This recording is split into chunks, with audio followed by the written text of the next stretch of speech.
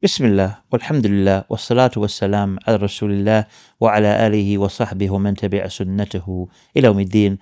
Assalamu alaikum wa rahmatullahi wa barakatuh. Welcome for another session of short lessons and benefits derived from the book Adab and Mufrad. We start today with chapter 381. There is wisdom in some poetry.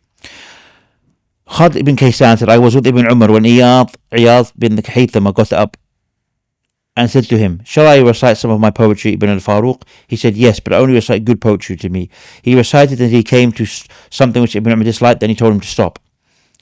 Mutarrif said, I accompanied Imran ibn Hussein from Kufa to Basra. Very rarely did he arrive at a place without reciting some poetry to me. He said, allusions give great scope for avoiding lies. So the commentary mentioned here by Shaykh Hussein al-Awaish hafidhullah explained that this is when one is constrained to do that to put off lies. But if there is no need or dire necessity, then no, it is not permissible. Its connection with this chapter heading is that poetry involves illusions which prevent lying. Ubay ibn Ka'b, the Messenger of Allah ﷺ, said, some poetry contains wisdom.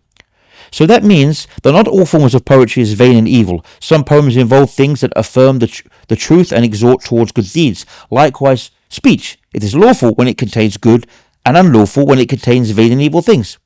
Al-Aswad ibn Suray said, the Messenger of Allah ﷺ said, I have praised my Lord, the mighty and exalted, in some words of praise. He said, your Lord loves praise. He did not say anything more. So this shows that the Prophet ﷺ approved of poetry that praises Allah, the mighty and sublime, since such is from wisdom. Abu Hurairah said, the Messenger of Allah ﷺ said, it is better for a man to fill his belly with oozing pus than to fill it with poetry.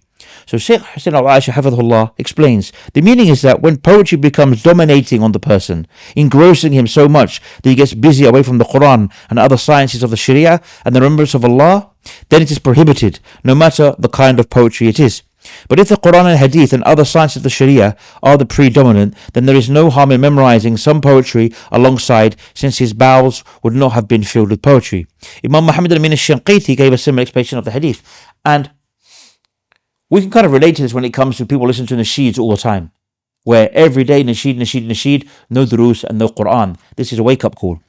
Al-Aswad ibn Suray said, I was a poet, and I went to the Prophet ﷺ and said, shall I recite to you hymns of praise, which I have, or words or hymns or melody of praise, which I have composed to glorify my Lord?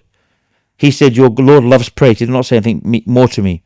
Aisha said, may Allah be pleased with her, Hasan ibn Thabit asked the Messenger of Allah ﷺ for permission to mock the idol worshippers of Mecca. The Prophet ﷺ said, and what of my relation to them? He said, I will distinguish you from them as hair is taken from dough. So it means here to criticize this belief and its people is certainly wise and praiseworthy when it's done with the limits of the Sharia. Similarly, the Hadith is evidence that it's not allowed to compose satires that bring the noble and pious to disrepute. This is certainly not wise. Another, chapter 382, the good in poetry is like the good in speech, and some of it is bad. Ubay ibn Ka'b said, the Prophet ﷺ said, some poetry contains wisdom. Abdullah ibn Amr said, the Messenger of Allah ﷺ said, poetry is in the same category as speech. The good of it is like good speech, and its bad part is like bad speech. And Aisha, may Allah be pleased with her, mentioned, or used to say, poetry is both good and bad. Take the good and leave the bad. Some of the poetry of Ka'b bin Malik was related to me. It included an ode of 40 verses and some with less than that. Chapter 383. One who is asked to recite poetry. Ash-Sharid said, the Prophet ﷺ asked me to recite the poetry of Umayyah ibn Abi Salt. I recited, the Prophet ﷺ said, hey, go on, until I have recited 100 lines. The Prophet ﷺ said, that poet had been about to become a Muslim. Chapter 384. One who dislikes something being obsessed by poetry. Ibn Abbas said about the verse, the poets, those in error follow them. Haven't you seen them wandering in every valley, and how they say what they do not? That it was abrogated and an exemption was made. He said, except those who believe and do good work and remember Allah much and vindicate themselves after they have wronged, those who do wrong will come to know by what a great reverse they will be overturned. Ash-Shu'ara, chapter 26, verses 22, 224, 227. So we see, brothers and sisters, from this that, as a recap, that poetry is like speech. There is good, there is bad. If you do something for good, it is good. If you use it for the bad and sinful, it's bad and sinful. But it shows us here as well that there should be a limit.